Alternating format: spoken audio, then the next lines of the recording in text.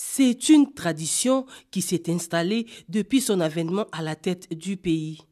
En début de chaque année, le président de la République, Félix Antoine Tshisekedi Tshilombo, réunit les ambassadeurs et chefs des missions diplomatiques accrédités en RDC pour leur présenter le vœu de nouvel an et recevoir aussi le vœu des diplomates. Cette fois, la voix des ambassadeurs a été portée par l'ambassadeur du Maroc en RDC, Rachid Agassim, en tant que doyen.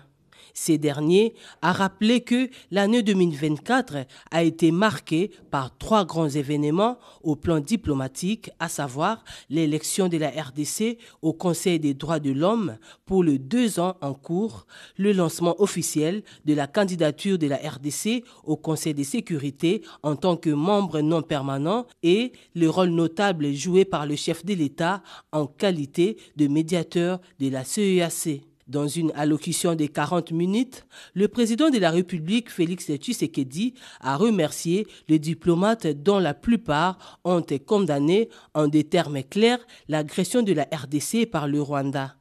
Le chef de l'État estime qu'il est temps de passer des déclarations aux actions punitives. Nous avons pris note des condamnations émises par certains de nos partenaires à l'encontre du Rwanda pour son rôle dans la déstabilisation de l'Est de notre pays. Ces prises de position, bien qu'importantes, restent insuffisantes face à la gravité des actes commis et à leurs conséquences humanitaires désastreuses. Les preuves accablantes présentées dans le rapport des experts des Nations Unies ne laissent aucune place au doute. Des sanctions concrètes et immédiates doivent être adoptées pour mettre fin à cette agression et prévenir une escalade régionale. Mais ces engagements ne suffisent pas. Nous attendons de la communauté internationale bien plus qu'un discours de solidarité. Ce dont la République démocratique du Congo a besoin de la part de ceux qui se considèrent comme ses amis, ce sont des actions décisives, d'un soutien concret et d'un engagement ferme pour répondre aux défis sécuritaires, économiques et humanitaires auxquels nous faisons face. La République démocratique du Congo ne demande pas de l'aide. Elle exige une solidarité juste et équitable, fondée sur le respect de sa souveraineté, de son intégrité territoriale et de ses droits fondamentaux. Ce soutien n'est pas une faveur.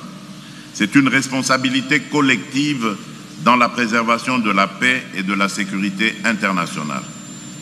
La communauté internationale doit maintenant transformer ces déclarations en actions tangibles et dissuasives.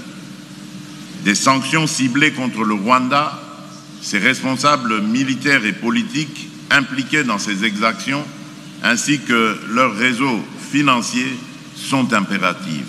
Par ailleurs, le président de la République a été très clair à l'endroit de ceux qui espèrent encore à une rencontre avec le terroriste du M23. Mais permettez-moi d'être parfaitement clair. La République démocratique du Congo ne se soumettra jamais aux pressions d'acteurs extérieurs tentant d'imposer des conditions contraires à nos intérêts et à notre souveraineté. Nous ne cesserons de réaffirmer notre position. Le dialogue avec un groupe terroriste comme le M23 est une ligne rouge que nous ne franchirons jamais. Le chef de l'État a également clarifié la position officielle de la RDC sur la peine de mort. Elle est applicable aux terroristes et aux militaires qui trahissent le pays. Le président Tshisekedi a terminé son discours en exhortant chacun des diplomates d'être des ambassadeurs de la République démocratique du Congo auprès de leurs gouvernements et institutions respectifs et de porter avec fierté le message d'un pays en plein dynamisme, ouvert au monde et déterminé à bâtir un avenir prospère.